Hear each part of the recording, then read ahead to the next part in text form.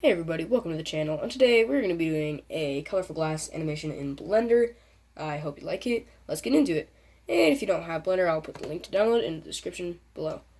Okay, so go ahead and open up Blender, and you'll see this default key right here. And you'll see the green line, which is the y-axis. On the y-axis, I want you to go Shift-A, Mesh, add a plane.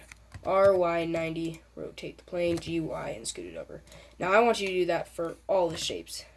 So, like, the circle is your choice, but I'm going to do the plane, the cube, the UV sphere, icosphere, cylinder, cone, and the torus. So with that, I'm going to speed this part up.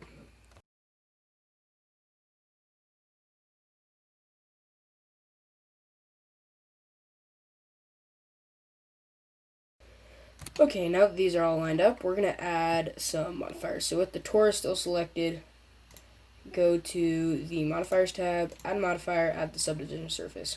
Change render to 3, viewport to 2, and then apply. And then object, shade smooth. Now do the same thing for the sphere, add modifier, subdivision surface, render 3, and viewport 2. Apply, object, shade smooth. And for the cylinder, object, shade smooth, torus is object, shade smooth.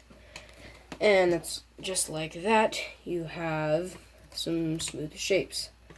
After that, go to the materials tab, and for the starting on the torus, add a new material, surface to glass. And then click on the plane and do the same thing. Do the same thing to all of them. Speed this part up.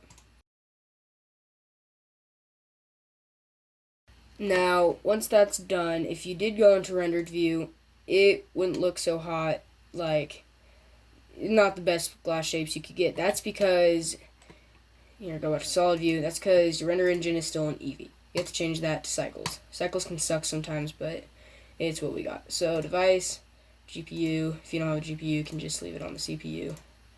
And then with that, if you did go back to the rendered settings, you're more glass-like.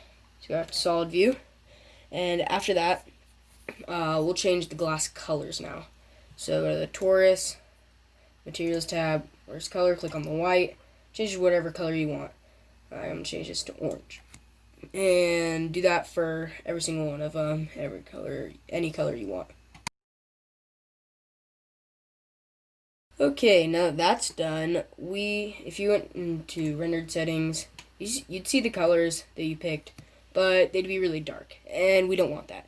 So what we're going to do is we're going to make a floor. So Shift-A, Mesh, add a plane, GZ to move it up and down the Z-axis. Now, these shapes don't have to be flat on the plane like this. Right, the shapes can be hovering over a little bit. You won't notice in the final render. Now with the plane right there, S, and scale it out really, really big. And we have our plane. If you went back into rendered view, there's our light source right here. But we also want a little extra something. So go to the world settings and the color and change that to completely white. And just like that, we have brightness. And to make it more glassy, we kind of want some shadows. So click on the light, go to the light settings, and change it to sun. That makes things way too bright, like way brighter than we want it to be. Still has that nice shadow though. So the strength, change to 8, and it's a lot better. And after that, you can go ahead and go to the output settings, frame rate, 30, and we're going to change this end frames here. We're going to change it to 100 because I don't want to render 250 frames in cycles. And fix our timeline here for a second.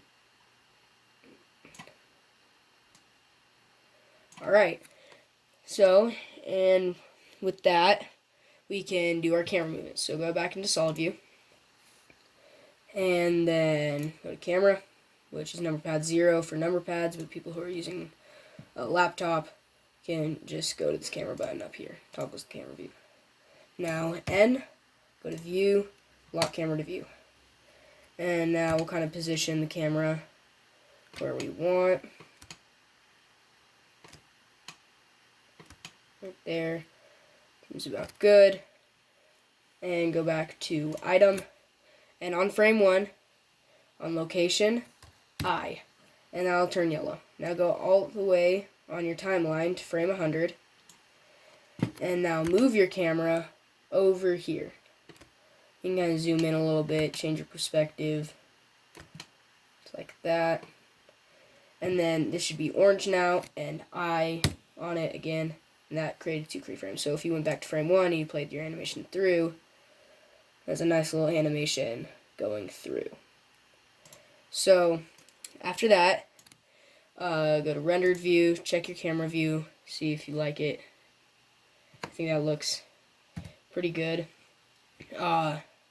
So now you can go into the output settings again if you're not already, if you change to a different tab. File format, AVI JPEG, quality 100%. And now where we save our file, where you save your file is completely up to you, just name it whatever you want.